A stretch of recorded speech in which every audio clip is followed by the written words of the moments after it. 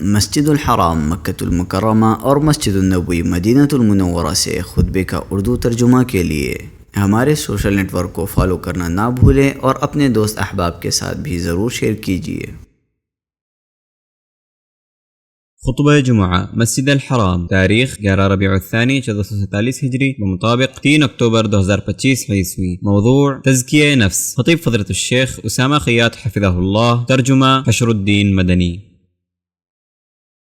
تمام تعریف اللہ کے لیے ہے جو اپنی باریک تدبیر سے معاملات میں تصرف کرنے والا ہے۔ میں اس پاک ذات کی حمد بیان کرتا ہوں، تھوڑی ہو یا زیادہ نعمت، ہر ایک نعمت پر حمد اس کا حق ہے، اور میں گواہی دیتا ہوں کہ ایک اللہ کے سوا کوئی معبود برحق نہیں، اس کا کوئی شریک نہیں۔ اس نے انسان کو پیدا کیا اور اس کی بہترین صورت آرائی کی، اسے ڈرا کر اور متنبہ کر کے دل کو پاک کرنے پر ابھارا، اور میں گواہی دیتا ہوں کہ محمد اللہ کے بندے اور رسول، اس کے چنیدہ اور خلیل ہیں، اور اس کی طرف سے خوشخبری دینے اور ڈرانے والے ہیں۔ اے اللہ، درود و سلام نازل فرما اپنے بندہ رسول محمد پر، ان کے آل و اصحاب پر جنہوں نے ان کے طریقے کی پیروی کی، ان کی سنت کو اپنایا اور ان کے بعد ان کے راستے پر چلی۔ اما بعد، اللہ کے بندو، اللہ کا کما حق و تقوی اختیار کرو، اس کی طاعت اور پسندیدہ کاموں کے حریص بنو، اور یاد رکھو کہ اس نے تمہیں اپنی عبادت کے لیے پیدا کیا، اس لیے اس کے لیے عبادت کو خالص کرو اور عمل کو بہتر بناؤ۔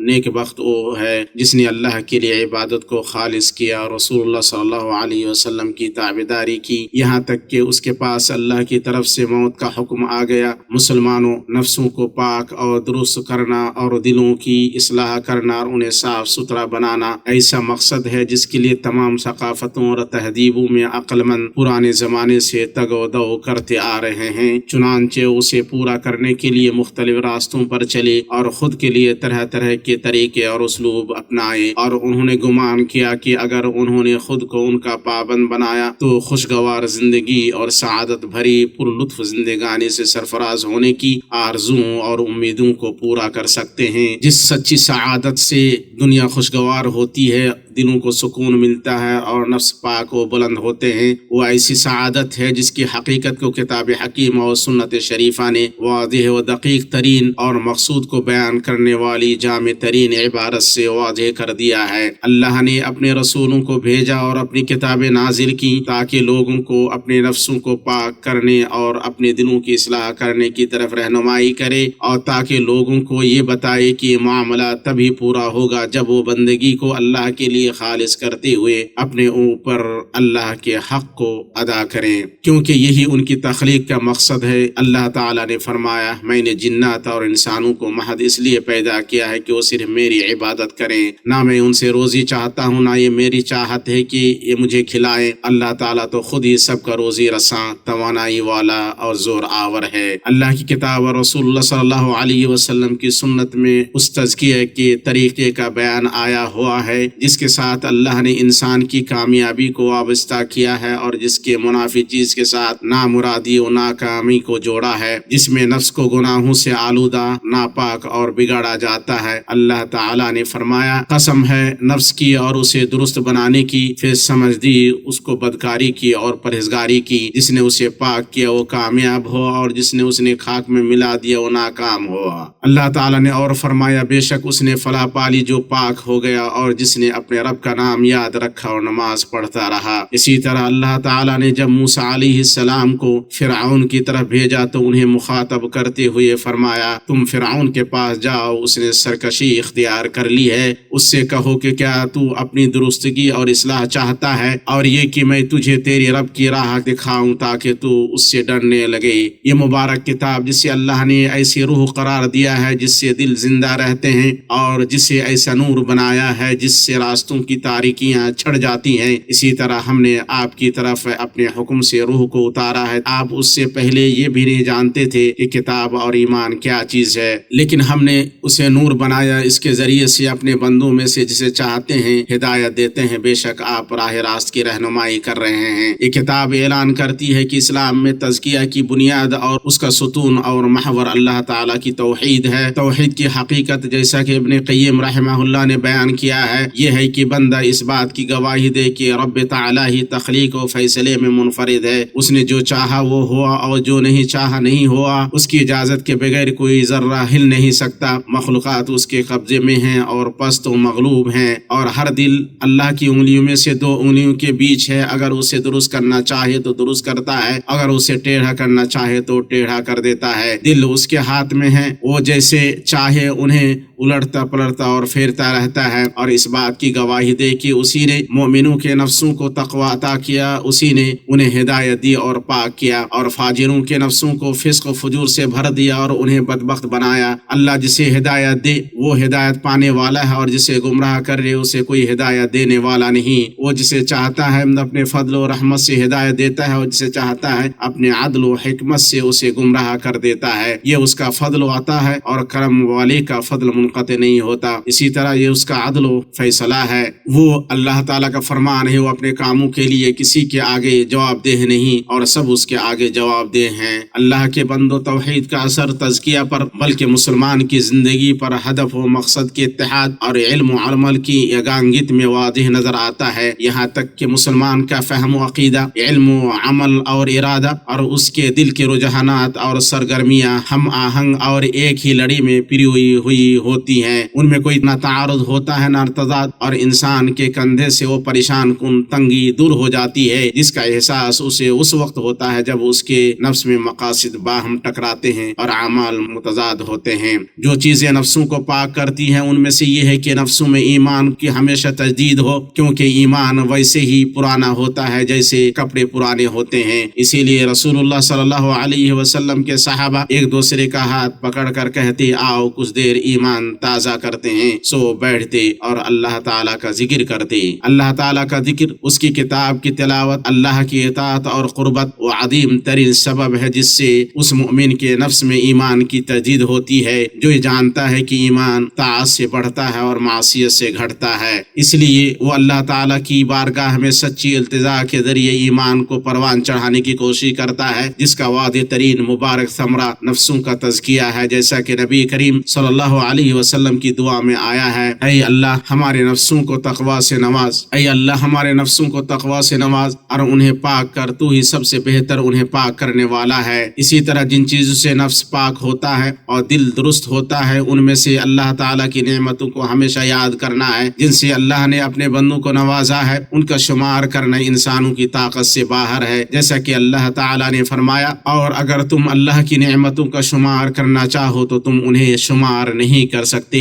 بے شک اللہ بڑا بخشنے والا مہربان ہے۔ ان نعمتوں کو یاد کرنے سے یاد کرنے والے کو اللہ سے کمال تعلق حاصل ہوتا ہے، اللہ کے لیے پوری توجہ، فروتنی اور عاجزی پیدا ہوتی ہے، کیونکہ اللہ تعالیٰ نے جو زندگی، صحت، مال اور اولاد، جاہ و مرتبہ وغیرہ عطا کیا ہے، یہ سب اس کی طرف سے احسان و فضل اور انعام ہے۔ اللہ تعالیٰ نے جیسے چاہا اور جب چاہا عطا کیا، اور اگر وہ چاہے تو اس سے جب چاہے چھین لے، وہ تمام بادشاہت کا مالک ہے، اس کے ہاتھ میں خیر ہے، جسے چاہے عنایت کرتا ہے اور جس سے چاہے پھیر لیتا ہے۔ اس بات کو پہچاننا اور اسے ہمیشہ یاد رکھنا اس بات کا محرک ہے کہ بندہ اپنی بے بسی و کمزوری اور اپنے تمام معاملات میں اپنے رب کی طرف اپنی ضرورت و محتاجگی کو جانے۔ تاہم ضروری ہے کہ نعمتوں کو یاد کرنے کے ساتھ وہ عمل بھی ہو جس سے اللہ راضی ہو، جسے وہ پسند کرے اور جس پر وہ قیامت کے دن ثواب سے نوازے۔ اس کی حقیقت اللہ کی ہدایت اور رسول اللہ صلی اللہ علیہ وسلم کی پیروی کی روشنی میں بھلائیوں کو انجام دینا اور برائیوں کو چھوڑنا ہے، ساتھ ہی ان فرائض پر خاص توجہ دینا جنہیں اللہ نے اپنے بندوں پر فرض قرار دیا ہے، کیونکہ فرائض ان اعمال میں سب سے زیادہ محبوب ہیں جن سے بندہ اپنے رب کا تقرب حاصل کرتا ہے، جیسے کہ حدیث میں آیا ہے، اللہ تعالیٰ نے فرمایا، جس نے میرے کسی ولی سے دشمنی کی اس کے خلاف میری طرف سے اعلان جنگ ہے، اور میرا بندہ جن جن عبادتوں کے ذریعے سے میرا قرب حاصل کرتا ہے ان میں سے کوئی عبادت مجھے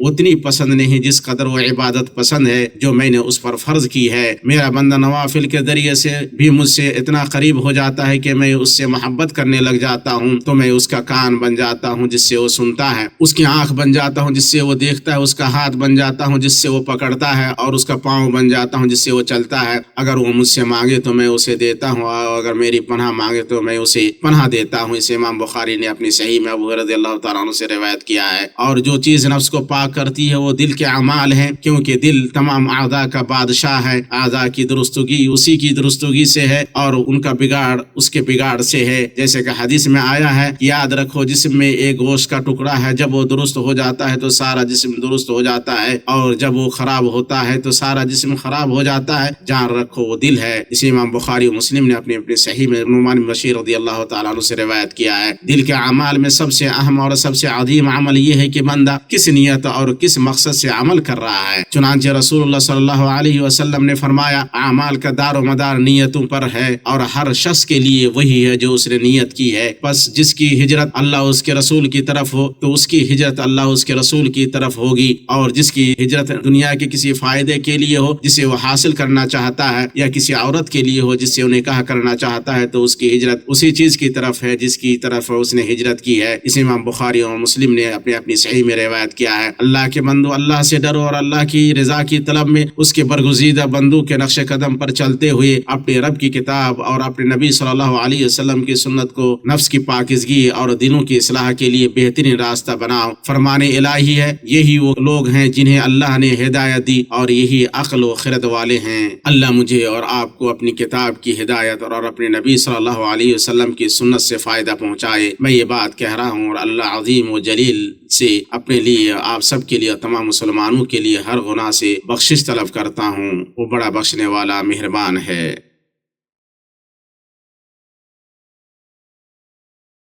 تمام تعریف اللہ کے لیے ہے جو کارساز اور لائق حمد ہے۔ جو چاہتا ہے کرتا ہے، میں اس کی حمد و ثنا بیان کرتا ہوں۔ وہ جو چاہتا ہے پیدا کرتا ہے، اور جو چاہتا ہے کرتا ہے۔ اور میں گواہی دیتا ہوں کہ ایک اللہ کے سوا کوئی معبود برحق نہیں، اس کا کوئی شریک نہیں۔ اور میں گواہی دیتا ہوں کہ ہمارے سردار اور نبی محمد اللہ کے بندے اور اس کے رسول ہیں۔ آپ اعلیٰ کردار اور سیدھے راستے والے ہیں۔ اے اللہ، اپنے بندے اور رسول محمد پر، ان کے آل و اصحاب پر روز قیامت تک درود و سلام نازل فرما۔ اما بعد، اللہ کے بندو، بے شک توبہ نفس کی پاکیزگی اور دل کی اصلاح کی عظیم ترین اسباب میں سے ہے، کیونکہ توبہ کی عبادت، جیسا کہ ابن قیم رحمہ اللہ نے فرمایا ہے، اللہ کے نزدیک سب سے محبوب اور سب سے معزز بندگی ہے۔ بلا شبہ اللہ تعالیٰ توبہ کرنے والوں سے محبت کرتا ہے، اور اگر توبہ اس کے نزدیک محبوب نہ ہوتی تو وہ اپنے سب سے مقرب مخلوق یعنی انسان کو گناہ میں مبتلا نہ کرتا۔ لیکن چونکہ اللہ اپنے بندے کی توبہ پسند کرتا ہے، اس لیے اسے گناہ میں مبتلا کرتا ہے تاکہ اس کی محبوب شیء یعنی توبہ واقع ہو اور بندے سے اس کی محبت دو چند ہو جائے۔ اللہ تعالیٰ کے نزدیک توبہ کو مقام حاصل ہے جو کسی اور طاعت کو حاصل نہیں، اسی لیے اللہ تعالیٰ اپنے بندے کی توبہ پر جب وہ اس سے توبہ کرتا ہے سب سے زیادہ خوش ہوتا ہے۔ اس کا اندازہ اس مثال سے لگایا جا سکتا ہے جسے نبی کریم صلی اللہ علیہ وسلم نے پیش کیا کہ ایک آدمی اپنی سواری کے مل جانے پر کس قدر خوش ہوتا ہے جس پر اس کے کھانے پینے کی چیز ہوتی ہے، جبکہ وہ کسی ویران اور ہلاک کرنے والی زمین میں ہو،